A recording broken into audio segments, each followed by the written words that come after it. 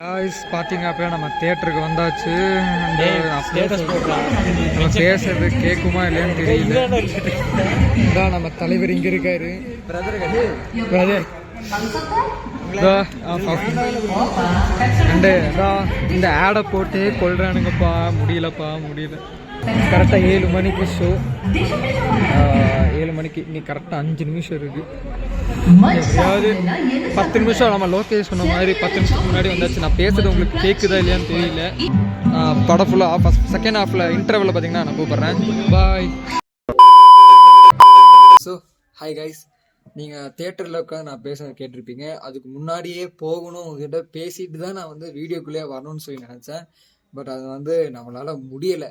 Loki bro வந்து ஒரு 10 நிமிஷத்துக்கு முன்னாடி போய் உட்காருங்க அப்படின்னு சொல்லியிருந்தாரு. ஸோ அதனால் அடிச்சு போட்டுச்சு அவன் வந்து போய் தெரிச்சு போய் சீட்டில் உட்காந்துட்டோம். சீட்டில் உட்காந்ததுக்கப்புறம் தான் உங்ககிட்ட நான் பேசவே ஆரம்பித்தேன். அதுக்கு முன்னாடி பார்த்தீங்கன்னா லியோவோட ஃபஸ்ட்டு மோஷன் ஒரு கிளிம்ஸ் வீடியோ விட்டுருந்தாங்கல்ல, அந்த கெட்டப்பில் தான் நான் வந்திருந்தேன். உங்ககிட்ட நான் காமிக்கணும்னு நினச்சேன். பட் என்னால் காமிக்க முடியல. அப்புறம் நம்ம அஜ்மல் பக்கத்தில் இருந்த நான் அவரை காமிச்சிருப்பேன். எதுவுமே எங்களால் காமிக்கவே முடியல. அதுக்கப்புறம் எப்படியோ அப்படி உட்காந்து படம் ஸ்டார்ட் ஆயிடுச்சு. நான் நடுவில் சீன்ஸ்லாம் பார்த்தீங்க அப்படின்னா உங்களுக்கு நான் காமிச்சிருப்பேன். ஓவரால் நம்ம வந்து ரொம்ப ஹைப்பாக, அதாவது கிட்டத்தட்ட நம்ம தமிழ்நாட்டில் ரொம்ப ஹைப்பான ஒரு படம் அப்படின்னா, தமிழ்நாட்டில் மட்டும் இல்லை எல்லா இடத்துலையுமே ஒரு ஹைப்பான படம் அப்படின்னா நம்ம லியோ. ஓரளவுக்கு எப்படியோ நம்ம வந்து ரிலீஸ் ஆயிடுச்சு. பார்த்தீங்கன்னா ஃபர்ஸ்ட் ஷோலாம் எதுவுமே போகல. செகண்ட் டே தான் நான் போனேன். 20th October தான் போனேன். இப்போ வீடியோ என்னடா இவ்வளோ லேட்டாக போஸ்ட் பண்ணுறேன் அப்படின்னு நினைக்காதீங்க.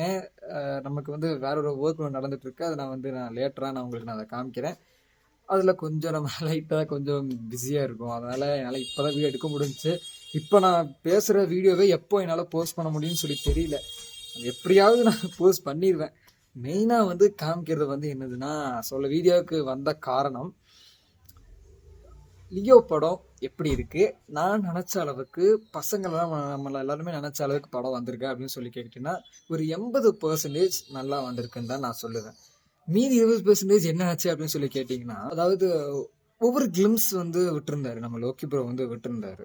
அது வந்து நான் என்னோட எக்ஸ்பெக்ட் என்ன அப்படின்னா, இவங்க தனி கேங் அதில் 2 பேத்துக்குள்ளே சண்டை வர்றது தான் நான் வந்து அப்படி எக்ஸ்பெக்ட் பண்ணேன்.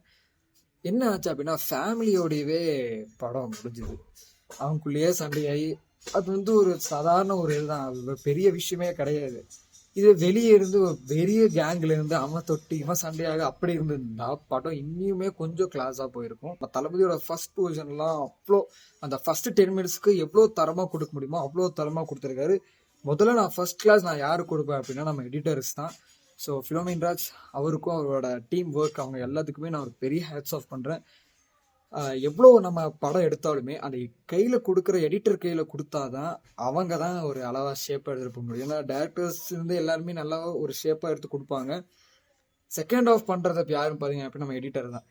அவங்க ஷேப்பாக கொண்டு போனாதான் படம் எப்படி இருக்குன்னு சொல்ல முடியும். ஸோ அவங்களுக்கு நான் பெரிய ஒரு ஹேட்ஸ் ஆஃப் கொடுக்குறேன் எடிட்டர்ஸ்க்கு. அண்ட் மற்றபடி நம்ம சினிமோட்டோகிராஃபி ஆகட்டும், டெக்னீஷியன் டீம் ஆகட்டும், என்ன ஒரு டீம் எல்லாருமே ஆகட்டும், எல்லாமே பார்த்தீங்க அப்படின்னா தமிழ் சினிமாலேயே ஃபர்ஸ்ட்டாக சூப்பராக வந்து இந்த படம் வேற லெவலில் கொண்டு போயிருக்காரு லோக்கி ப்ரோ. அண்ட் நம்ம டான்ஸ் வீடியோலாம் வந்து வேற லெவல். தலைவர் நம்ம வந்து தெரியும் வேற லெவல் ஆகிட்டாரு. நம்ம வந்து எக்ஸ்பெக்டே பண்ணல. அதெல்லாம் ரொம்ப சூப்பராக இருந்தது. திங் வந்து என்னது அப்படின்னா, படம் வந்து எல்சிவான்னு கிட்டத்தட்ட ஒரு 6 மாதம் எத்தனை இமேஜ் எத்தனை வீடியோஸ் வச்சு நம்ம கேட்டிருப்போம். எல்சிவா கடைசியில் நம்ம லோக்கி வந்து எல்சியை கொண்டு வந்துட்டாரு. எல்சியை கொண்டது காரணம் வந்து எப்படி சொல்றதுன்னா, விக்ரம் படத்துல வந்து எல்சியு வந்து ஒரு சின்ன சீன்ல காமிச்சாரு. அதாவது ஒரு ப்ரொஃபஷனல் திங்ல காமிச்சாரு. வேற லெவல்ல இருந்து இந்த படத்துல எல்லாருமே எல்சியோன்னு சொன்னது வந்ததுனால எல்சியோக்கு ஒரு மதிப்பு ஒரு இல்லாமல் மாதிரி எனக்கு போயிடுச்சு. எனக்கு என்னமோ அது ஒரு ஃபீல் ஆச்சு. எனக்கு பர்சனலாக ஃபீல் ஆச்சு. மற்றவங்க எப்படின்னு தெரியல. நான் யாரோட ரிவ்யூமே நான் கேட்கல. என்னோட பர்சனல் திங் ரிவ்யூ மட்டும் தான் நான் உங்ககிட்ட சொல்லிட்டு இருக்கேன். ஃபேன்ஸுக்காக கொஞ்சம் போட்ட மாதிரி இருந்தது. அண்ட் கிளைமேக்ஸில் ஓகே, அது நம்ம கொண்டு வந்தாலும் அது ஓகே. நடுவில் நம்ம அந்த நெப்போலியன் கேரக்டர்லாம் வந்து ரொம்ப கொஞ்சம் அடிவாங்கின மாதிரி தான் எனக்கு தோணுது. அது அவ்வளோக்கா ஒர்க் அவுட் ஆகாத மாதிரி தான் இருக்குது. போட்டிருக்கணுமே சொல்லி போட்ட மாதிரி இருக்குது. ஏன்னா கைதி படத்துலையும் சரி, விக்ரம் படத்துலையும் சரி, அவர் வந்து ஒரு வேற லெவலில் காமிச்சிருப்பாரு. இந்த படத்தில் என்ன ஆச்சு அப்படின்னா கொஞ்சம் டம்மியாக காமிச்ச மாதிரி எனக்கு கொஞ்சம் ஃபீல் ஆச்சு, மற்றபடி வேற எதுவும் இல்லை. அப்புறம் அந்த காஃபி ஷாப்பில் வந்து அந்த பொண்ணு ஸ்பெஷர் அப்படின்னு சொல்லிட்டு எழுதிட்டு போகிற சீன்ஸு, அதெல்லாம் கொஞ்சம் கொஞ்சம் நடுவில் ஹிண்ட் கொஞ்சம் விட்ட மாதிரி இருந்தது. ஓகே, அதெல்லாம் அதை வர்றதை எலிசிவிலேருந்து வர்றது தான், ஓகே அதெல்லாம் ஓகே தான். டான்ஸ்லேருந்து எல்லாமே ஓகே, அது எலிசிவிலேருந்து சொல்கிற வர்றதெல்லாம் ஓகே. இன்னும் லோக்கி ப்ரோ வந்து அதை எப்படி எடுத்துகிட்டு போகிறாரு அப்படிங்கிறதான் நம்ம வந்து காமிக்கிறோம். ஆக்சுவலாக நான் வந்து எல்லாருமே எல்சின்னு சொன்னதுக்கு காரணம் வந்து ஓகே இவர் வந்து விக்ரம் வந்து எப்படி இதுலேருந்து எப்படி கொண்டு போவார் அப்படின்னு லோக்கி ப்ரோ ஸ்டைலில் எப்படி இருக்கும் அப்படிங்கிறதுக்காக தான் நான் லியோ படம் பார்க்கணும்னு நினச்சி ஆசைப்பட்டு நான் போய் பார்த்தது. ஓகே, அவர் வந்து ஃபர்ஸ்ட் இது வந்து அவரோட பேசிக் தான். இதுல இருந்தா கதை ஸ்டார்ட் ஆகிற மாதிரி எனக்கு அவர் வச்சிருப்பாரு. ஏன்னா இன்னில இருந்தா கதை ஸ்டார்ட் ஆகும். விக்ரம்ல 2ல இருந்து நீ லியோ அப்படின்னு சொல்லி செகண்ட் ஆகிதான் நம்ம ரோலக்ஸ் கேரக்டர் மெயினான அவர் வருவார். மற்றபடி நம்ம மன்சூர் அலிகானோட கேரக்டரும் சரி, அப்புறம் மாதிரி கொஞ்சம் தலைவது கூட ஒரு கம்பைனாக பண்ண ஒரு ஆக்டிங் இருந்தாலும் சரி, அதெல்லாம் வந்து ஓகே ஓரளவுக்கு ஒர்க் அவுட் ஆச்சுன்னு தான் சொல்லணும். மற்றபடி வேற எதுவும் பெருசாக இல்லை. டான்ஸ் ஒரு சிங்கிள் டான்ஸ், ஒரே ஒரு டான்ஸ் தான் இருந்துச்சு. அப்புறம் நடுவில் அந்த ஓல்டு சாங்ஸ்லாம் வச்சு பேக்கரியில் வச்சு ஆனது, அதெல்லாம் நல்லா சூப்பராக இருந்துச்சு, பார்க்குறதுக்கு நல்லா இருந்தது. ஜஸ்ட் நான் அதை ஷார்ட்ஸ் மாதிரி நான் ஒன்று ரெடி பண்ணிகிட்டு இருக்கேன். அது கண்டிப்பாக நான் வீடியோவில் போஸ்ட் பண்ணேன், நீங்களும் போய் செக் பண்ணி பாருங்கள். ஷார்ட்ஸில் நான் அப்லோட் பண்ணுறேன். நான் ஜஸ்ட் என்னோட ட்ரை, எனக்கு வர ட்ரை வந்து நான் பார்த்துட்டு நான் உங்களுக்கு நான் போடுறேன். அது எப்படி இருக்குன்னு சொல்லுங்கள்.